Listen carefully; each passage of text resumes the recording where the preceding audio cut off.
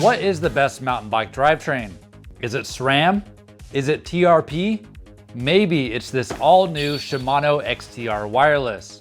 Today I'll be testing that on this Ibis Ripmo to Ripley converted bike and finishing this build with a new fork, new tires based off your comments, and tying up some loose ends. Let's get to work.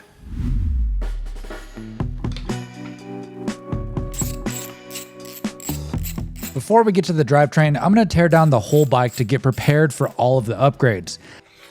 I don't normally do this, but if you click the video only for the drivetrain review, I will have video chapters if you want to skip around. Of course, that means you'll miss me finishing up this awesome build though, but it's fine.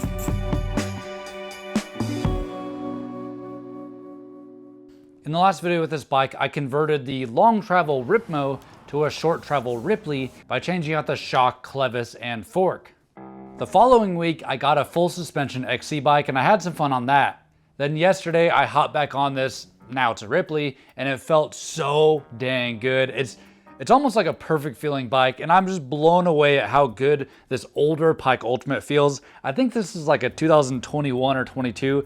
I bought it secondhand, it still feels amazing. But I'm always looking for that little bit extra performance, and the first thing I'm gonna change out on this bike is the fork.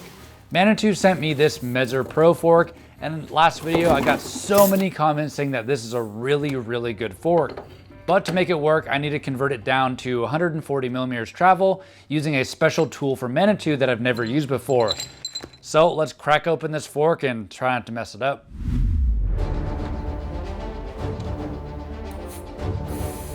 Converting the travel on a fork is scary for some, but brands really make it so easy. The operation is mostly similar too, although these bolts were a little bit different. All of the service manuals are available online with step-by-step instructions to service the entire fork. They really make it easy to DIY. I really appreciate the fact that I can adjust the travel without changing out the air spring. Air springs can cost over $100 these days, but I did have to buy a special tool. It's like a cassette tool with a notch in it. It can be done with a regular cassette lock ring tool, but mine didn't have long enough teeth to unscrew this. I was a little nervous to use a metal tool this close to the air shaft, but I was extra careful not to scratch it, and it worked out. These travel reducers came with the fork. You just clip them on and it's good to go. I had plans to burnish the bushings to make this fork super smooth, but I guess I did not order the bushing tools for 37mm stanchions. I'm sure when I ordered that I thought, who even makes 37mm stanchions? But here we are. It's probably good that I'm running the fork as is, and I can give my thoughts as I ride it in. This is technically an enduro fork that I'm converting down to the minimum amount of travel, so we'll see how it feels.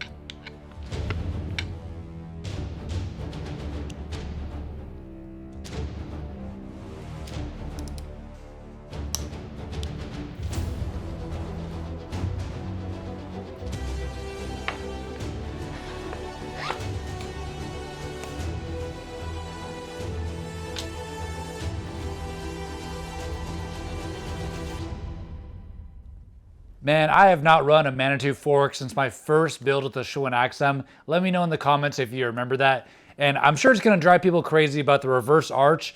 I remember all the comments I got back in the day with the Shimano XTR. Oh, your fork is backwards. But I think this fender kind of hides that. And overall, I just think it looks awesome.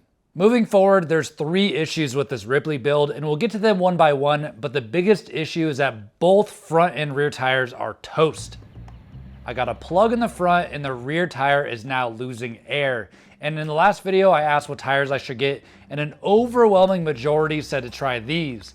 Maxxis Dissector in the front, Recon in the rear, both with Exo Plus casings. There was a lot of people talking about the Maxxis Forecaster instead of the Recon for the rear, but I decided I wanted to go with this because I want the tread pattern to be a little on the aggressive side, and I think this combo is gonna be perfect. Now, I don't usually buy Maxxis tires, but with how many comments I got, I just had to do it. The only issue is that these yellow Maxxis logos do not match this build. So I'll get these installed and show you a little trick. This Specialized ground control tire has served me well over 2 years, so it pains me to do this. A tire that's suited for your riding and your trails is the biggest performance upgrade you can get. Most people just run the tires that came on their bike and then replace it with the same thing once it's worn out, but tires can make or break how the bike feels, and everyone should experiment with tire selection. The tires I have here, Dissector and Recon, are made specifically for trail riding or aggressive XC. The knobs are tightly packed so it rolls fast, and a bit taller than what you'd see on XC for extra traction. At least that's how I hope they work.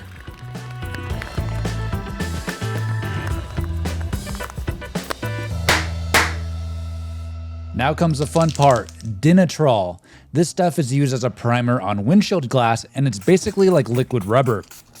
I'll start by cleaning the area with rubbing alcohol, then use a dauber to lightly apply over the logos, and you definitely want to wear gloves when doing this.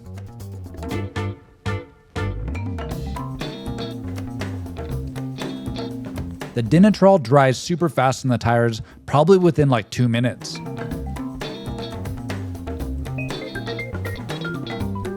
Sometimes I'll apply it a little too heavy, and then I like to hit it with a heat gun, and that will help control the stuff from running and dripping onto the rim. And this was kind of my claim to fame a few years back. I had some viral clips doing this, and people always ask me when I'm going to cover the next tire logos. There's mixed opinions about doing this. Some people love the blackout look, some people say that they buy these tires just to have the Maxxis logo, but I really enjoy doing this, and once I hit the trail and get the tires dirty, you will not be able to tell where the logos used to be. And the last thing I'm doing here is changing out the end caps so I can fit these wheels to the new fork. But what do you think about how the blacked out tires look? And now it is time for the drivetrain, and I am super excited to try out the Shimano XTR 12-speed wireless upgrade kit. Finally, Shimano has released a new drivetrain. I think it's been like 7 years since their last update. Now there's two things I want to address before getting into the scoring. Just a few months ago, I reviewed the SRAM Eagle 90 mechanical T-Type. In that video, I was kind of blinded by my optimism and the scores were whack. So based off the comments, I have revised the scores on that drivetrain. You can see it right here. Then I've tried the XTR cable group set on the XC bike last week, and that set a new benchmark for a dang near perfect feeling drivetrain. Second, this wireless derailleur, shifter, and battery are called the XTR M9250 wireless upgrade kit. If you have a 12-speed Shimano cassette, chain, and chain rings, this XTR upgrade kit is compatible with what you have and retails for $985. But if you buy it from N+1 Bikes, you can use my code EVAN11 for 11% off. And if it's for a mountain bike, select the 51 tooth version so you get the SGS long cage. And as I record this video, Shimano just dropped cheaper versions, a wireless Dior upgrade kit for $675 or a mid-spec XT for $860, and those will also be available on n1bikes.com. With that said, Shimano did provide this to me to make this video, but they did not pay me to make this video. And as always, I'll do my best on giving the most honest scores possible, but I'll be real with you. I think it is such an honor to get to work with Shimano. Going back 25 years ago when I was a BMX kid, we would put Shimano stickers all over our BMX bikes and think we were the coolest kids in the world. Plus, in BMX, Shimano was the one and only drivetrain that everybody would run, so there is an aspect of me having a history using and enjoying Shimano parts, but like I said, I'll do my best to be unbiased. Now, let's get into the scoring category, starting with the build quality. The XTR wireless is much larger than the XTR cable, and with the battery, the derailleur weighs 412 grams and the shifter weighs 106 grams. If you compare that to the top spec SRAM XX transmission, that system is 6 grams less for the whole thing, the shifter, derailleur, and battery. But if we compare that to the XTR mechanical with cable and housing, that weighs 426 grams. So XTR wireless weighs 92 grams more than XTR cable, and that's not really that big of a deal. This XTR derailleur is a work of art though. Shiny, dark gray accents, and I've always admired the look of XTR going back 20 years. But the underside, just like SRAM T-Type, is mostly plastic, although the plastic feels more solid, more high quality than SRAM. The battery compartment is in the middle, and the pins to the battery are nicely protected up in there, but I would have liked to see a battery door that hinges because I worry that I could lose this thing. To finish this off, this lower cage is carbon on the outside, which is what you would expect from XTR, and the pulley wheels are solid, and they say that's to avoid stuff getting stuck in them. The shifter is the best part though. Instead of a button-like shifter that feels like a computer mouse, this is designed to feel like a mechanical shifter. It has metal on the top and sturdy plastic on the underside, and these buttons are adjustable. You can like rotate them and stuff. Plus you can double press each one or set it up to hold down and dump the gears super fast. With that said, for the build quality score, I'm gonna give this a 9 out of 10, and I would have liked to see a little less plastic here, but overall, this thing makes me happy. So with it being bigger and heavier, why would someone upgrade to wireless? Well, that all comes down to performance. So let's get this installed and see how it feels.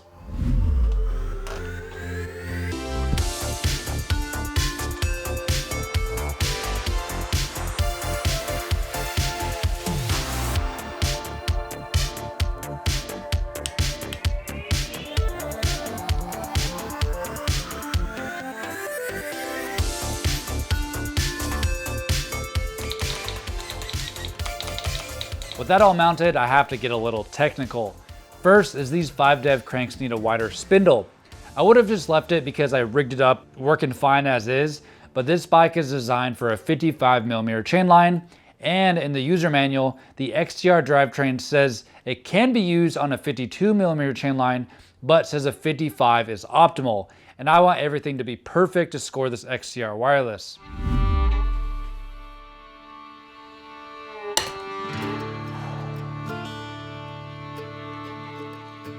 I'm still trying to remember when a 55mm chainline became a thing.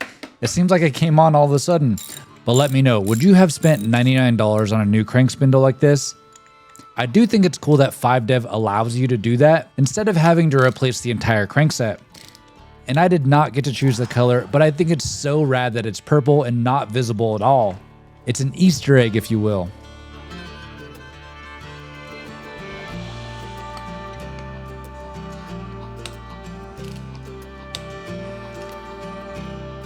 Ideally, this would be the final episode finishing this Ripley build, so I'm going all out and installing an XTR cassette that I'm stealing off my XC bike.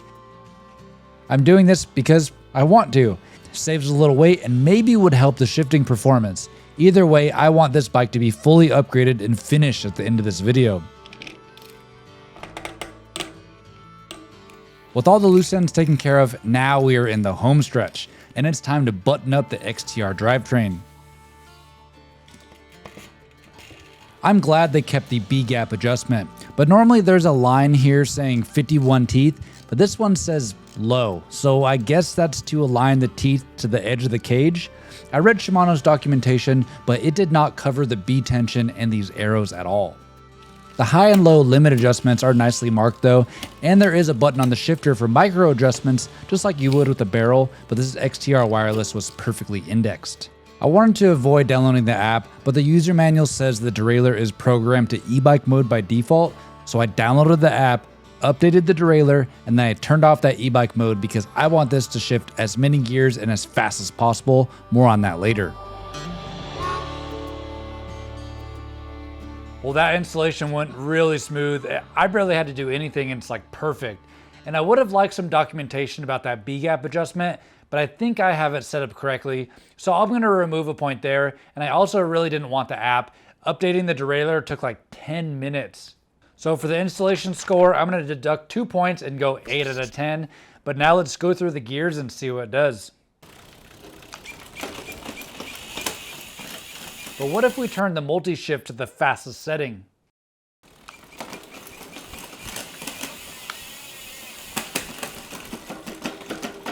Dude, I think that might be too fast. I'm trying to shift just one gear and it's shifting like 2 or 3 just super quickly. So I might have to turn that down. We'll see how it does on the trail. And I'm gonna go ahead and put up a split screen right here and have SRAM T-Type, XTR cable, and XTR wireless shifting to see how fast they shift. SRAM T-Type is just super slow, with XTR cable being the fastest and XTR wireless in close second. As for the tuning score, I feel like it's really easy to tune up, and I would give it a 10 out of 10 for tunability, but Shimano changed one thing. There isn't a clutch. Before you could turn the clutch on and off, even tighten it if you needed to. Now the clutch is gone and replaced with a slim stabilizer, and this is a dual spring that they claim doesn't degrade over time and has a 72% higher chain tension. We'll see if this new stabilizer reduces chain slap. Shimano claims it doesn't have that breakaway feeling that clutches have while it's fighting the suspension, and I can feel that here, nice and even tension as I move the cage, so I am optimistic about it. But when a brand sets a benchmark of having an adjustable clutch and then takes it away, well, that kind of bums me out. So for the tunability score, I'm gonna go with a 9 out of 10. And that's it for the in-shop scores. And this thing scored pretty high so far. So the only thing left to do now is go hit the trail and see how it does.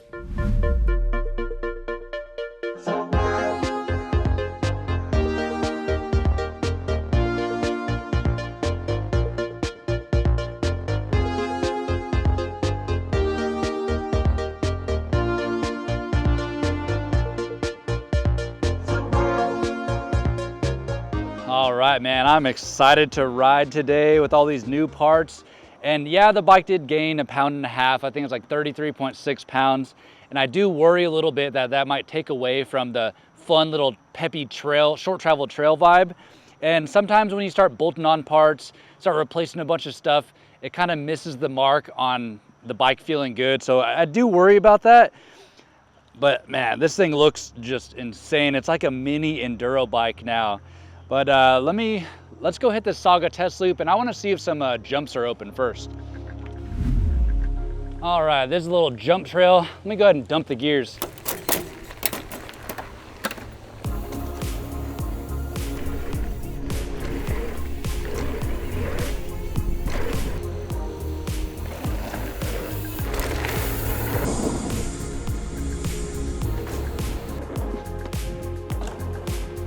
Oh yeah. Still poppy like I remember it.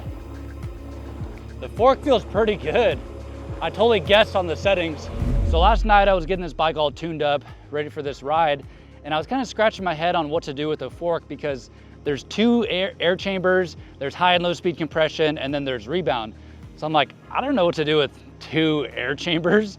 So I looked it up online, and I was really surprised to see that there is a ton of people on the forums talking about tuning this fork, even like changing the shim stack on the damper. And I just thought that was so cool because there's a lot of people that are fans of this fork, and there's a lot of resources of tinkering with this thing. The last issue that I'm noticing about this Ripley, coming from an XC bike with a lockout, this bike has tremendous pedal bob. It's crazy. I don't know what that's about, but these Ibis bikes feel really good with the fast rebound, so I gotta keep it that way, but maybe I just have to get used to it. Oh, hold on, a little hill, gotta shift. Yeah, with this XTR wireless, I am blown away with how fast it is, and it is super quiet too. I did not expect that coming from SRAM wireless. You can kind of hear the servo or whatever go. Not on this one. This start of the climb is where I tested the SRAM Eagle 90, so it only seems fitting to test the XTR wireless here.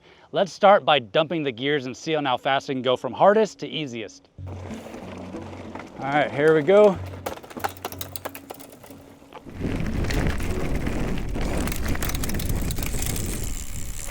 I just reviewed the footage right now, and this thing is so fast. And the reason why that's important to me is because there's lots of rolling hills here, and if you don't shift your bike fast enough for a little punchy climb, well, that means you probably got to walk your bike. So that's really important, and I think it's faster than Eagle 90, and it's even quieter too. The SRAM Eagle 90, I remember it was really crunchy, but let's test how this thing shifts under load. All right, so the climb kicks up right here. I'm in a hard gear. Let's shift it down under load.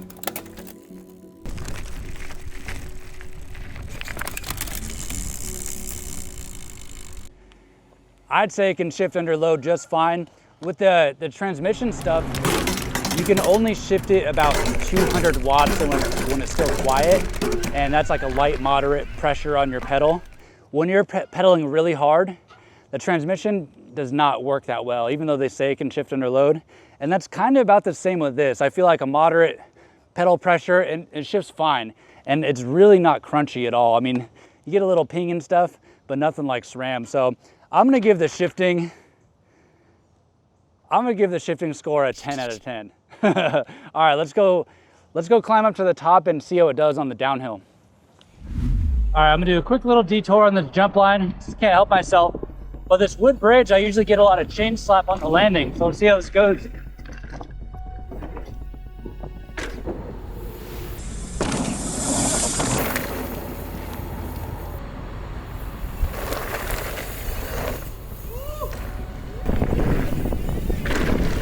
Yeah, this bike feels good.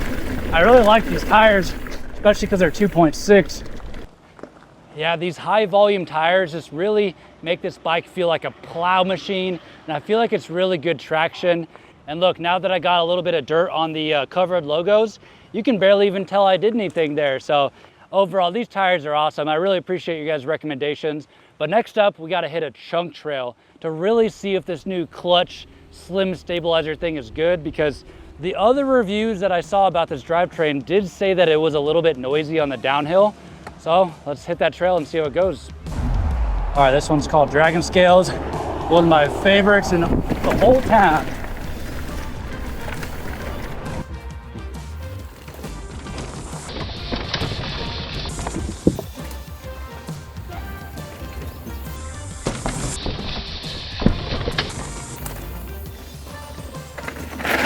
Oh yeah, pretty good braking traction there. Rock doggy.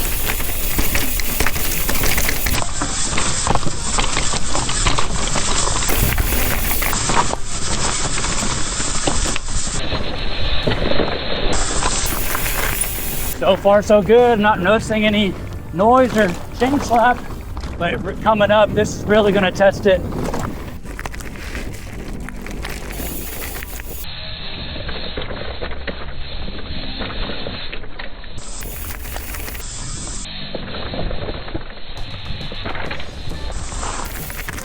Man, this bike is feeling so good. Heard a little chain slap there. Oh yeah. Well, first impressions with this XTR wireless, I'm impressed. I think it's really good. And if I had to get nitpicky, I heard a little bit of chain slap. Not that big of a deal, it happens. But the SRAM transmission does have a lot stiffer of a clutch. So I will say 9 out of 10 on downhill performance, but I'm being nitpicky. And that means the only score left to give is the durability score. And this one I'm not too sure about because this is my first ride and everything. But compared to the SRAM transmission, those have like a full rebuildable derailleur. The parts are super easy to source. And I looked it up online. I could not find that about this XTR. But the cool thing is this has that rock recovery. If you hit it against a rock, it'll kind of reset itself. And I think that's pretty cool. So because of that, I'm gonna give the durability score a tentative 9 out of 10, but that could change. Who knows, you know, a long-term test, it could break it or not. But that means the overall score for this drivetrain is a 55 out of 60. And if I had to buy a drivetrain again, just being completely honest, and if money wasn't an issue, I would go with XTR cable all day. That's just my thoughts on everything. But man, this Ripmo turned Ripley, I did not expect this bike to feel as good as it does. I thought it would be more of like an XC style bike, but this thing's like a short travel ripper.